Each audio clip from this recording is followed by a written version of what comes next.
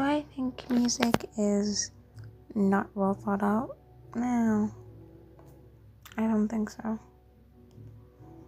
I think the unfortunate thing is that horrible music is being put out quicker than good music.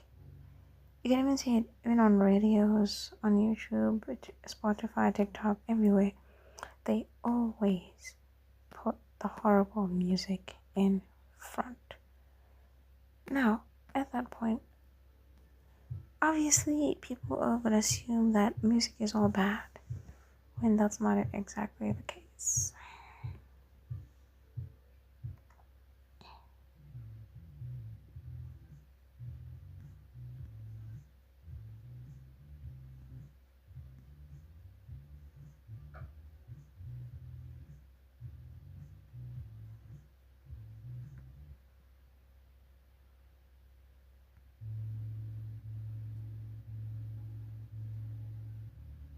Hi,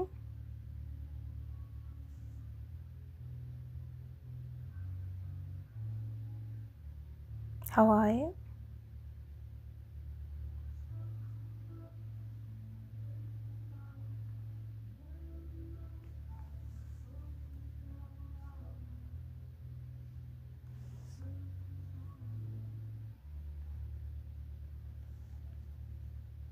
Hi,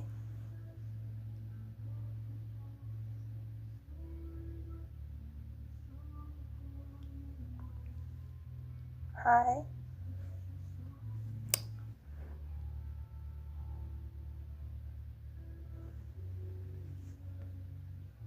hi.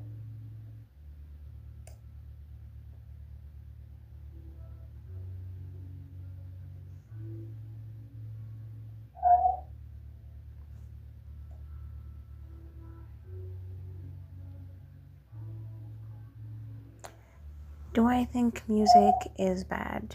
No, I do not think music is bad, and I do not think that currently the industry is filled with bad music. Music is bad. I No, I do think not think music is bad, and the issue that we have currently is that bad music is put at the forefront of everything. You can even see it whether it's TikTok, Instagram, YouTube, Facebook. They always put the horrible songs, like the brain rot songs, the annoying songs, at the front. And they make it really hard for you to actually find good music when that shouldn't actually be the case. Like, even with us, especially for example, house music. I feel like house music is really difficult to find nowadays. You have to know certain artists for you to actually go online and look up these artists. But the thing is, they always put the horrible music in front. You'll listen to radios, listen to kids' transports. They play the most messed up songs ever, and then you have little kids singing along to that music. There's this song where it's basically talking about intimacy, basically. It is a horrible song, and then I would hear 3, 4, 5 year olds sing that song, and they don't even know what it means. They just like how catchy it is, and these songs are made to be catchy. Unfortunately, like, it's really unfortunate, and I feel like a lot of parents are also failing in that department because what do you mean your child is singing this type of song out in public at home and you're not reprimanding them? I don't know how many kids I've reprimanded for singing such music. It is just really messed up. Like, nowadays parents don't care, and even if you do tell a reprimand these kids, you will be told to leave these kids alone. So you're telling me that I'm just supposed to let these kids walk around singing these types of songs and not say anything about it? And then people wonder why our society is such a mess. It's like people want the village, but they have a problem when the village actually starts acting. They don't want the village to interfere in their parenting. They don't want the village to point out horrible stuff, but they want to benefit from the village. That's an issue that we really have right now. That's an issue that we're facing. That's something that I believe that we should start fixing as a society. You cannot have a problem with someone reprimanding your child of bad habits, yet somehow you still want to benefit from said person whenever you're going through bad times. That's a really, really huge problem when you think about it.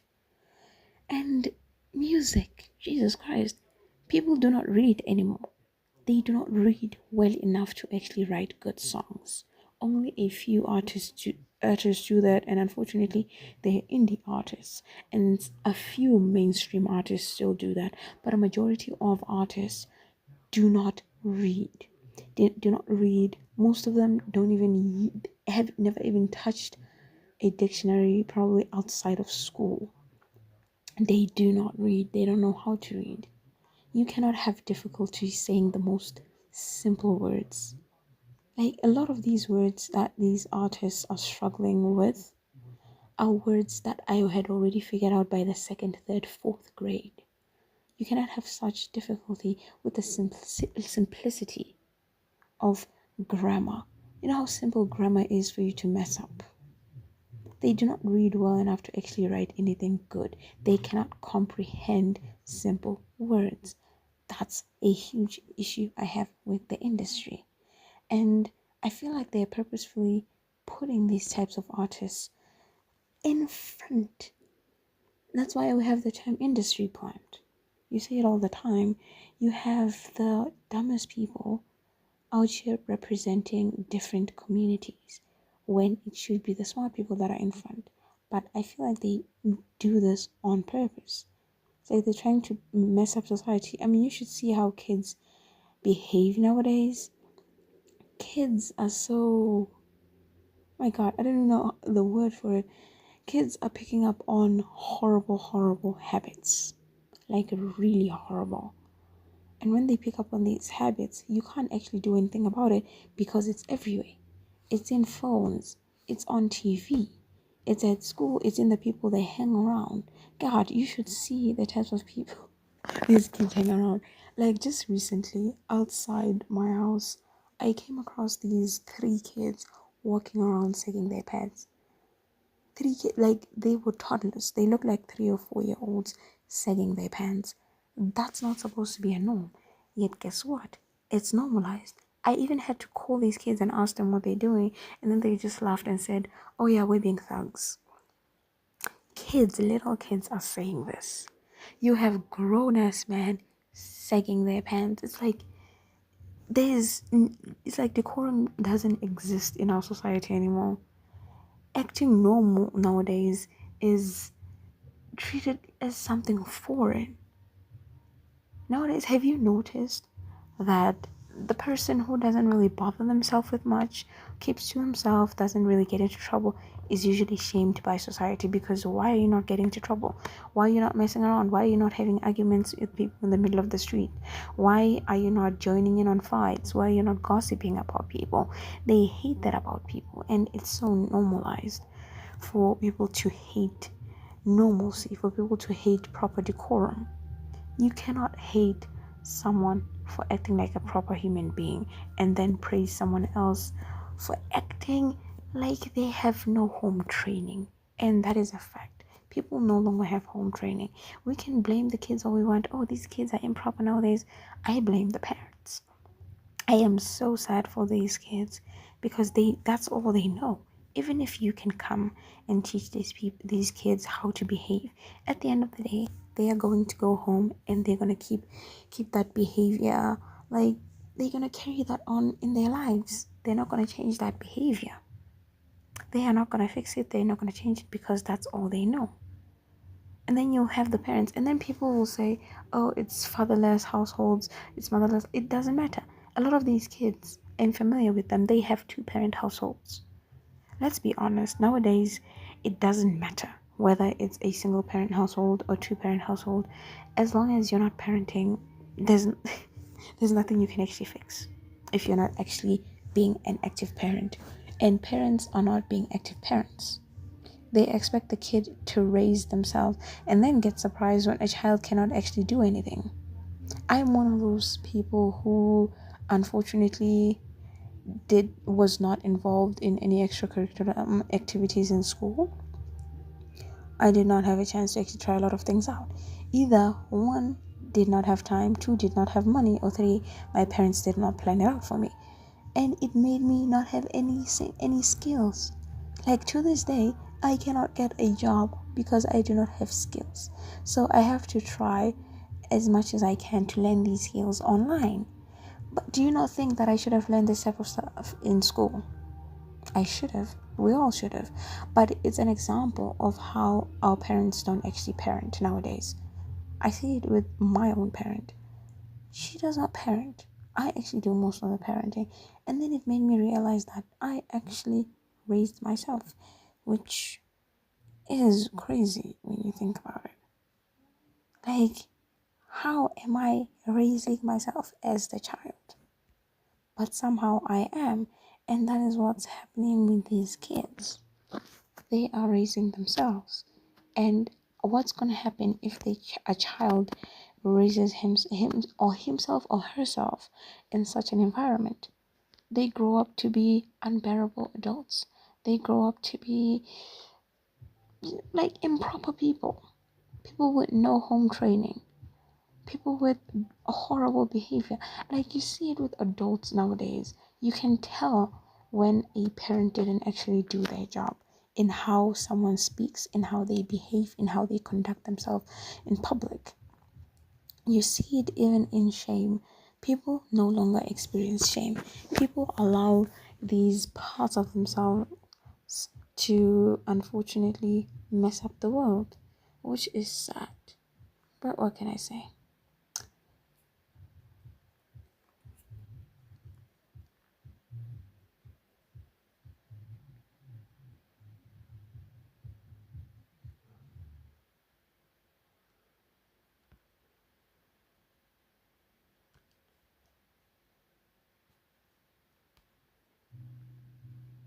Carrying on, I think Gege should watch himself, especially with what he did in Jujutsu Kaisen. That man should watch himself, should be wary of very, very horrible repercussions, because why in the hell would you do such a thing to us?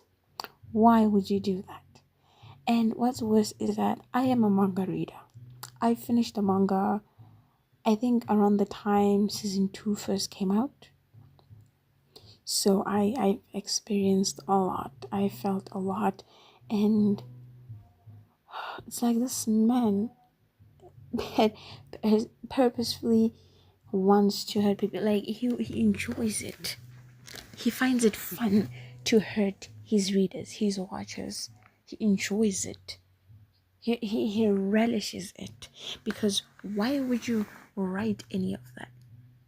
I mean, like he does not care for the good guys. It's like he wants the bad guys to win, and with the way he's going, you just know he's gonna pull like the final win out of thin air, and then just say, "Hey, here, leave me alone," because that's actually what he did in the manga. Sorry, I'm not gonna spoil the manga, but that's actually what he did. You can tell, like, they were not supposed to win. They were not supposed to win the final fight. They were not supposed to survive, but somehow look at that, they survived. What do you call that? What do you call that? He is really messing with us at this point. It's like, sir, pick a lane. Do you want the hero to win, or do you want the villain to win? Because you cannot screw us up so badly on the villain. You cannot give us such a good villain and then turn around and decide, hey, you know what? Maybe I'm gonna give them the win. No, stick to it. If the villain is gonna win, the villain has to win. If the villain is gonna lose, the villain has to lose. Simple as that. Do not change anything. Stick to it. No, seriously. Moving on to another thing. Do you guys think the acting industry is oversaturated nowadays? Especially with people with zero talent. And I'm not saying this as a critic, it's just something I've observed on social media or in movies. It's like nowadays you will find the people that are cast in shows, movies, cartoons, animation, anything like that, it's always well-known people. It's always people who have already gotten their success. It's like they're not trying to give new people a chance. They're not trying to give anyone new in the industry a chance.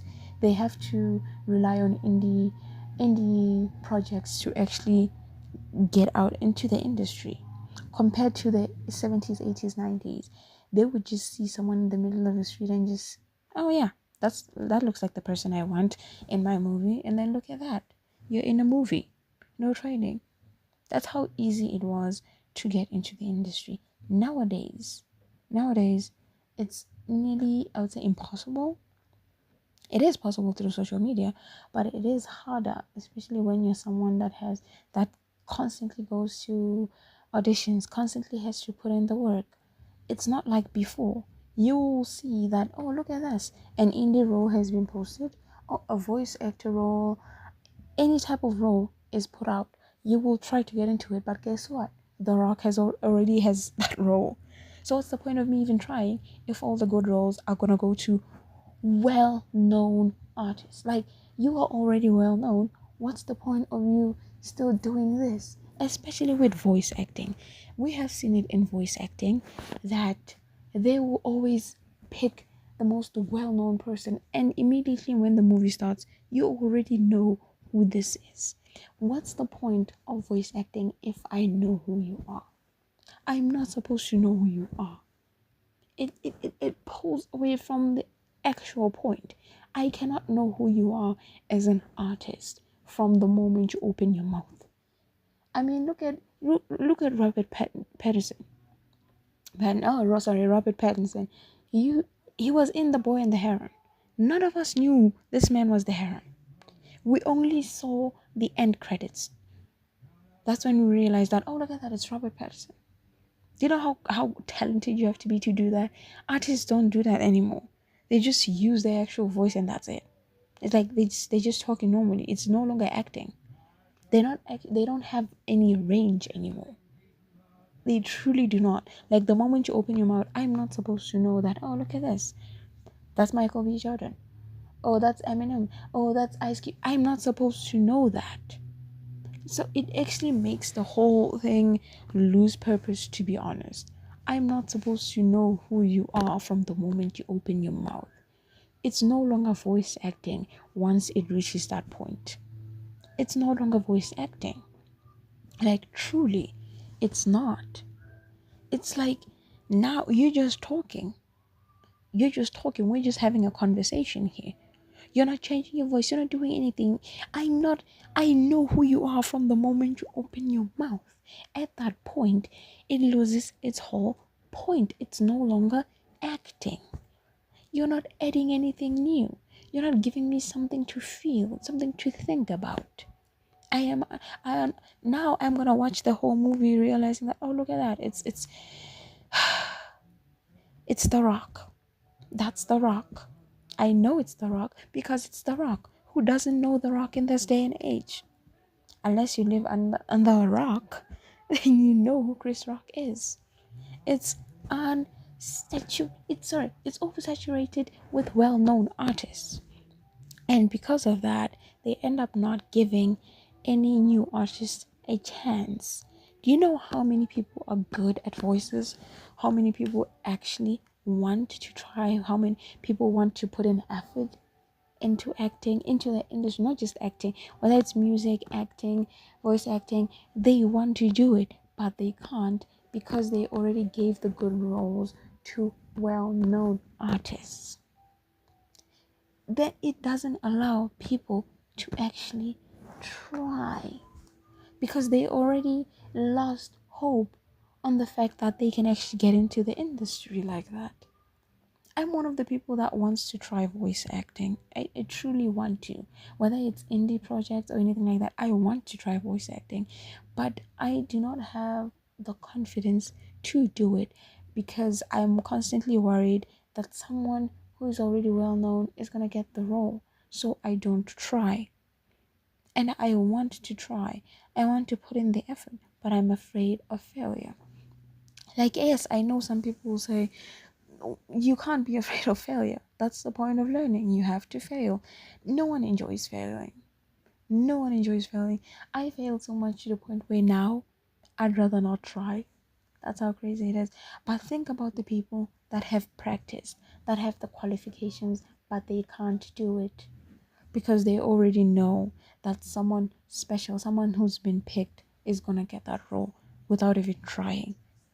Imagine preparing for an audition, actually getting the audition, being in the audition, getting good feedback, and then you get a message that, oh, look at this, your role already went to a well known artist. Like, oh, yeah, The Rock already got that role. Yeah, we were covered. And they don't even apologize for it. That's what pisses me off even more. They don't apologize for the fact that they put you through all that. And now the role has gone to someone else. I mean, look at even here in South Africa, we have an issue of that. I have not seen any new shows currently, which is unfortunate because South Africans have really, really good writing. Like they write some of the best stuff. One example was this show called Ngempela. It was different stories on different days. The stories were amazing. It was like a mixture of horror, thriller, drama. Those stories were amazing, and I can bet you that they were written by different people every single episode, and they all taught different lessons. Nowadays, I do not get that. All the shows are the same. All the shows you should see, like one of the shows, like one example would be Youngins and Blood and Water. All both take place in a school. What's the point of me watching that? Like, give me something that's gonna teach me some life lessons, man. And what's worse is that they're not paying artists, they're not paying writers, they're not paying actors, they're not paying directors, they're not paying everyone. No one is being paid nowadays. Why would anyone produce any art if you don't encourage them with money? Unfortunately, we need money. Let's be honest. You may not love money, but you need money. Money makes the world go around. You do not love money if you just want to be paid for your work. That's the point of working. You need money, and you also need the encouragement to keep working. I can bet you that a lot of artists have done free jobs just because they loved the work, but they can't keep being free. Why? Because they need money. We all need money. Now, what's the point of people working for free if you're not going to pay them? No, like, honestly, what's the point? Think about it. What is the whole point? There is no point. There truly is no point. And that's the unfortunate thing. They do not pay artists. They will talk about writer strikes, actor strikes, actors are striking, actors do not want to work. They want to work, but you don't want to pay them.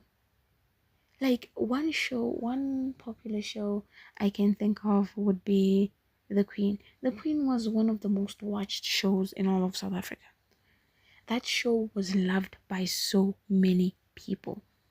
Like people were tuning in. Little kids knew that show. I never even watched the show, but I knew of it because of how popular it used to be.